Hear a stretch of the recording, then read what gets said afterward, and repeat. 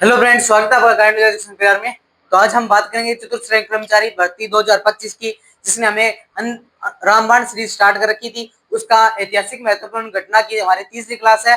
2 class हमने YouTube पे पहले डाल दी है। आज हमारी तीसरी क्लास है, जिसमें 2 क्लास में हमने देखा है मेवाड़ का राज्य राजवंश स्टार्ट करके, जिसमें हमने एक क्लास में मेवाड़ के कुछ राजवंश पढ़े थे। दूसरी क्लास में मैंने राणा कुंभा के जो मेन युद्ध और उनकी जो स्थापत्य कला की बात करके छोड़ी थी। ठीक है, यानी स्थापत्य कला तक बात करके छोड़ी थी। आज 19 स्थापत्य कला को हम आगे कंटिन्यू करते हुए कुंभा की कुछ उपाधियों के बारे में बता देता हूँ आपको। ठीक है, यानी कुंभा की अगर उपाधियां आती है तब क्या क्या करके आओगे। ठीक है, यानी कुंभा की उपाधियों के बारे में बताता हूँ। ज्यादा टाइम नहीं लेते, हम चलते हैं सीधे ही उपाधियों की तरफ। अगर आपको उपाधि संबंधी कोई क्वेश्चन आता है तो कुंभा की हमने कुछ व्यवस्थाएं, कुछ हमने युद्धों की बात कर ली, और वित्तीय स्तंभ वो भी कल मैं करा के गया था, लाइब्रेरी में वो प्रश्न आ गया। ठीक है, कुंभा की उपाधियों की बात करते हैं। तो कुंभा की उपाधि की कौन से कुंभा की उपाधियों की बात करें ना, तो कुंभा की उपाधि कहाँ मिलती है आपको वो बता दूं पहले तो। ठीक है, कुंभा की उपाधियों की बात करेंगे तो कुंभा की उपाधियों की बात करते हैं। तो कुंभा की उपाधियों की बात करें तो कुंभा की उपाधियां हमें रसिकप्रिय ग्रंथि कुमलगढ़ प्रशस्ति में हमें कुंभा की उपाधियों को मिलती है। जिसमें उपाधि की बात करें तो हाल गुरु, कुंभा की उपाधि क्या है? हाल गुरु। ठीक है, एक कुंभा की उपाधि मिलती है हाल गुरु, एक कुंभा की उपाधि मिलती है राणो साको हिंदू सुल्तान, और छाप छाप गुरु, अशुपति, दान गुरु, प्रमार गुरु। अगर आपके पास मान ले हाल गुरु, छाप गुरु,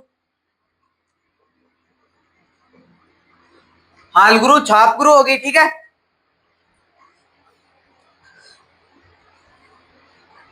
आगे बात करें तो अभिनव भट्टाचार्य की उपाधि कौन सी मिलती है कुंभा की? अभिनव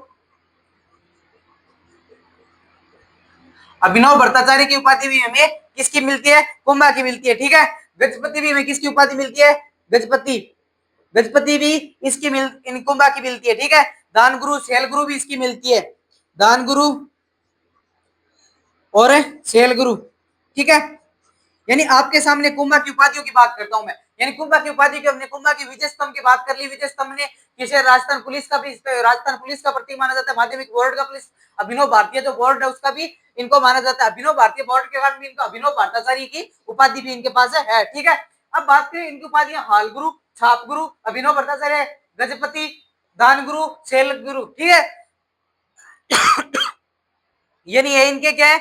मुख्य रूप से उपाधियां है। ठीक है, अब उपाधियों में बात करें तो इनकी स्थापत्य कला में योगदान की बात करें ना, अब हम बात चलते हैं इनकी स्थापत्य कला में। अब स्थापत्य कला में अगर आपका क्वेश्चन बनता है ना कि कुंभा की स्थापत्य कला में किस प्रकार की बात करें, तो कुंभा की स्थापत्य कला है वो हमें कहां से मिलती है? तो हमारे वीर विनोद पुस्तक कौन सी है? वीर विनोद पुस्तक किंग है। वीर विनोद पुस्तक किसकी है? तो श्यामल दास जी की।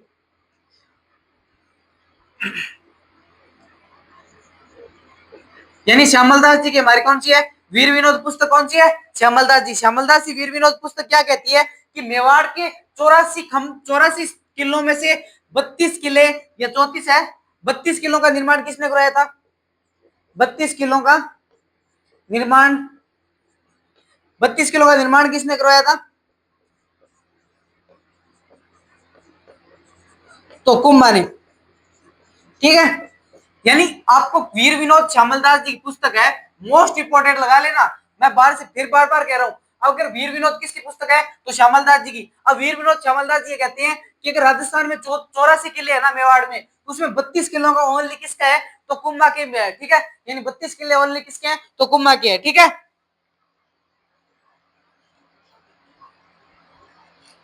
अब बात करें तो कुंभलगढ़ का किला भी किसने बनवाया था?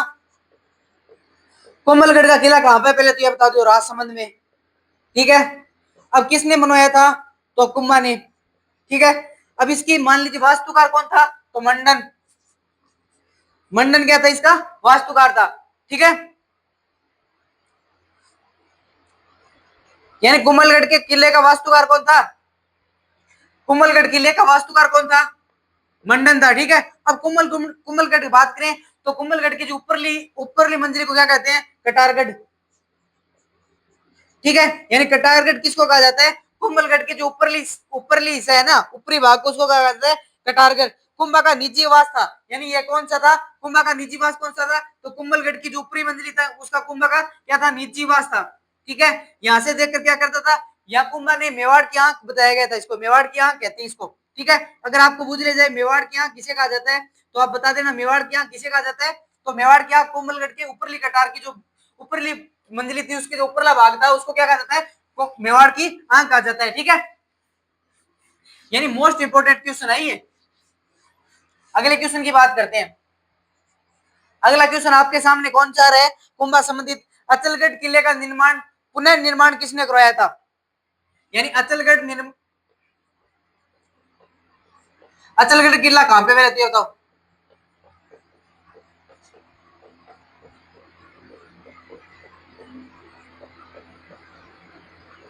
अब पुनर्निर्माण किसने कराया था, तो अचलगढ़ किला कहां पे पड़ता है, सिरोही में।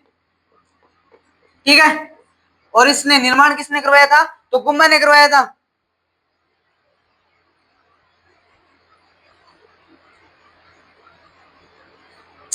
समझ में आ रहा है, अचलगढ़ का निर्माण किसने करवाया था, कुंभा ने।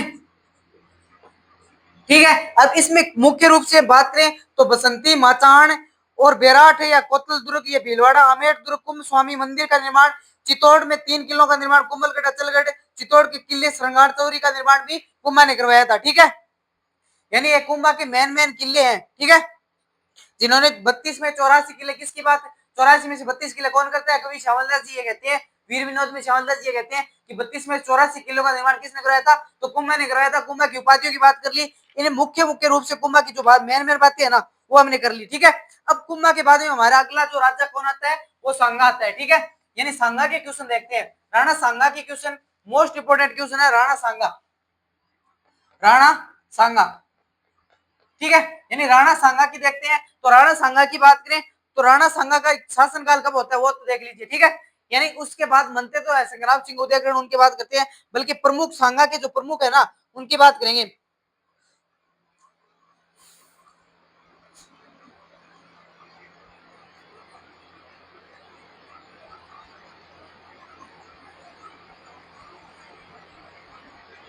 यानी हम देखेंगे कि सांगा की बात देखेंगे। ठीक है, यानी राणा सांगा की मुख्य बात देखिए तो ऐतिहासिक महत्वपूर्ण घटना में राणा सांगा का ये है कि खातौली का युद्ध कब होता है, यानी खातौली का युद्ध कब होता है,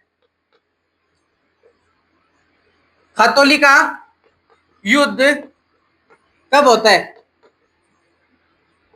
पहला क्वेश्चन यही आता है। ठीक है, यानी खातौली का युद्ध कब होता है और किन के बीच होता है उनकी बात करें तो खातौली का युद्ध कब होता है, 1500 बता दीजिए, 1517 ईस्वी में खातौली का युद्ध होता है। ठीक है, राणा सांगा मोस्ट इंपोर्टेंट है, लगा लेना, फोर्थ ग्रेड में तो बुझे जाएंगे 100% है, पटवार वीडियो में तो पूछ सकते हैं। खातौली का युद्ध कब होता है, 1517 ईस्वी में खातौली का युद्ध होता है। किन के बीच होता है, तो इब्राहिम लोधी और राणा सांगा के बीच। खातौली का युद्ध किन के बीच होता है, राणा सांगा और इब्राहिम लोधी के बीच। ठीक है, यानी इब्राहिम लोधी और राणा सांगा के बीच क्या होता है, खातौली का युद्ध होता है।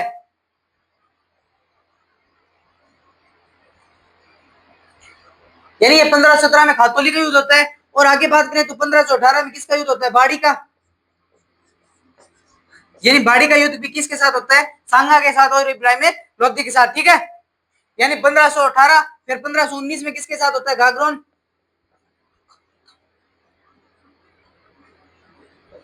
यानी गागरोन का युद्ध कब होता है, 1519 ईस्वी में। ठीक है, यानी 1519 ईस्वी में गागरोन का युद्ध होता है।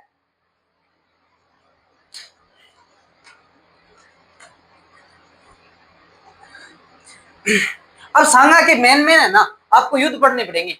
युद्ध में से इंपोर्टेंट क्वेश्चन मान के चलना कि सांगा के युद्ध में क्वेश्चन आएंगे। मैं फिर कह रहा हूं इंपोर्टेंट मान के चलना कि सांगा के युद्ध में क्वेश्चन आएंगे। कुंभा के स्थापत्य कला में उनके संबंधित आ सकते हैं, बल्कि अगर सांगा के क्वेश्चन आएंगे ना तो युद्ध से संबंधित क्वेश्चन आएंगे। ठीक है, अब युद्ध में संबंधित देखिए 3 मुख्य 15, 17, 18, 19, यानी 1517 में करता है खातौली का युद्ध करता है, गागरोन इब्राहिम लोधी के साथ बाड़ी का युद्ध करता है, इब्राहिम लोधी सांगा के साथ, फिर 19 में होता है गागरोन का युद्ध। ठीक है, फिर आगे जाके मेन युद्ध होते हैं, वो कब होते हैं, बयाना का युद्ध और बयाना का युद्ध और खानवा का युद्ध होता है, जहां से राजस्थान या दिल्ली के कब्जा, दिल्ली पे क्या कर लेते हैं, कब्जा कर लेते हैं मुगल सेनापति। ठीक है, यहाँ से आप बात करें तो यहाँ पे मोस्ट इंपोर्टेंट युद्ध आ रहे हैं।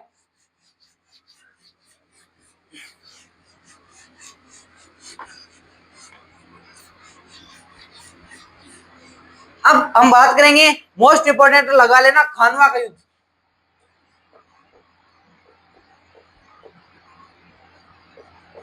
खानवा का युद्ध कब होता है? जल्दी से कमेंट बॉक्स में उत्तर बता दो। यानी खानवा का युद्ध कब होता है?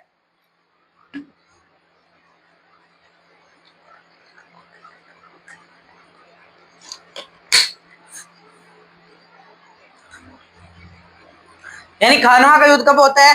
तो खानवा का युद्ध कब होता है? ये खानवा जगह कहां पे पड़ती है? भरतपुर में। ठीक है, यानी भरतपुर में जगह पड़ती है कौन सी? खानवे की। और युद्ध कहां पे होता है? कितने फरवरी को होता है? 16 फरवरी 1527। यानी 16 फरवरी 1527 में खानवा का युद्ध होता है। किसके बीच होता है? तो इसमें मुगल बादशाह बाबर और राणा सांगा के बीच। यानी राणा सांगा प्लस बाबर। यहां से सांगा जीत जाता है और बाबर की हार होती है। ठीक है, बाबर फिर युद्ध करता है। आगे बयाना का युद्ध, यानी बयाना का युद्ध होता है। और बयाना का युद्ध कब होता है?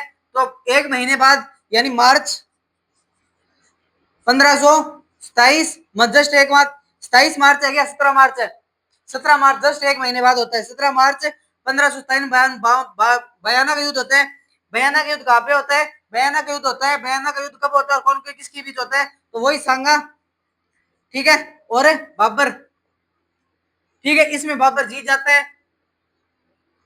बाबर जीत जाता है। ठीक है, यानी सांगा इसमें बाबर जीत जाता है। और बात करें तो इसमें मुसलमानों ने तमंग कर हटा दिया था। इसमें मुसलमान क्या करे? तंबर कर हटा दिया था। शराब व्यक्तिगत सेवन पर रोक लगा दी थी सांगा ने। इसके कारण इस युद्ध को क्या कर लेते हैं? जीत लेते हैं। ठीक है,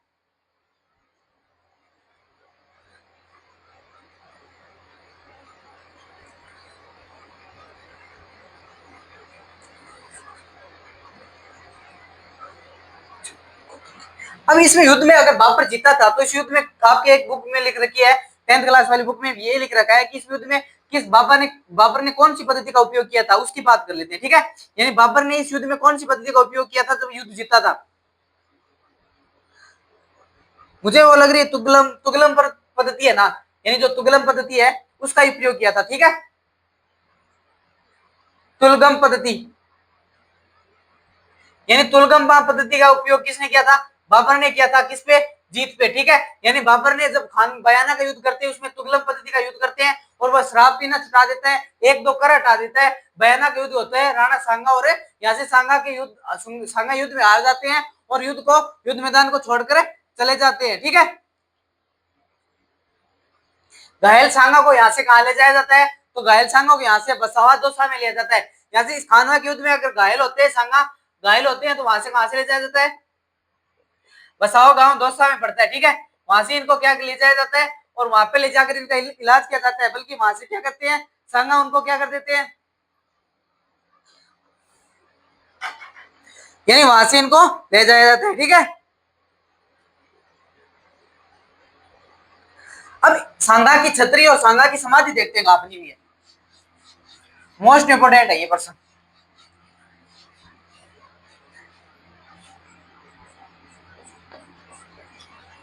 सांगा की छतरी,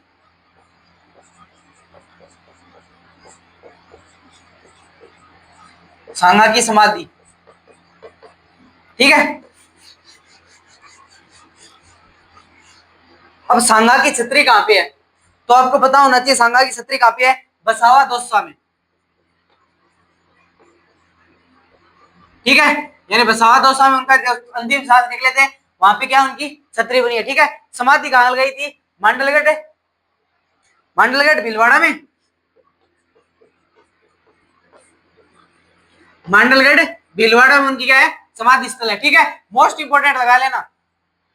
यानी सांगा का अगर युद्ध से क्वेश्चन आएगा ना तो आप मान के चलना खतौली और बयाना हुई और गागरोन हुआ, बयाना, खतौली, गागरोन, खानवा, इन सभी युद्धों में से आकर सांगा का युद्ध आ सकता है ऐतिहासिक महत्वपूर्ण घटनाओं में। ठीक है, अगेन की समाधि के बारे में पूछ सकते हैं, समाधि के बारे में और छतरी के बारे में पूछा जा सकता है। ठीक है, इनकी दो उपाधियां और थी, यानी सांगा की उपाधियां की बात करें ना, उपाधि, ठीक है, एक तो हिंदूपत थी। ठीक है, उपाधि कौन कौन सी थी? एक तो हिंदूपत थी, एक खंडित सैनिक, एक तो हिंदूपत, हिंदूपत या पत्ती, हिंदूपत या पथ, ठीक है, यानी पथ थी, ठीक है। दूसरा एक है खंडित सैनिक। खंडित सैनिक यानी 80 गांव हम बोलते हैं ना, 80 गांव, उनके बारे में कर्नल जेम्स टोड ने इनको अनुसार थी खंडित सैनिक। खंडित सैनिक यानी खंडित सैनिक किसके, ये कर्नल जेम्स टोड ने दी थी, कर्नल जेम्स टोड के द्वारा, ठीक है। यानी कर्नल जेम्स टोड के अनुसार कौन सी थी, खंडित सैनिक थी, और हिंदू पथ इनको कहा जाता था। यानी इनके 80 गांव होने के कारण इनको क्या कहा था कि एक हाथ न होने के कारण ये युद्ध में लड़ते रहे थे, इसके बारे में इनको खंडित, यानी खंडित हम किसको बोलते हैं, जो टूटा हो कहीं से खंडित हो उनके लिए बोला जाता है, ठीक है। यानी राणा सांगा के एक हाथ नहीं, इनका 80 गांव लगे तन पे, वो बात है, ठीक है। यानी इसके खंडित होने के कारण इनको बताया गया था, ठीक है। समाधि मांडलगढ़ बसाओ छतरी इनकी बसावा दौसा में, ठीक है। सांगा के अगर संबंधी कोई क्वेश्चन आता है ना तो यहाँ से कोई बाहर नहीं जाएगा, ठीक है। मुझे लगता है कि आपको कुंभा करा दिया मैंने, सांगा ऐतिहासिक महत्व घटना में, इनमें दो ही है, ठीक है।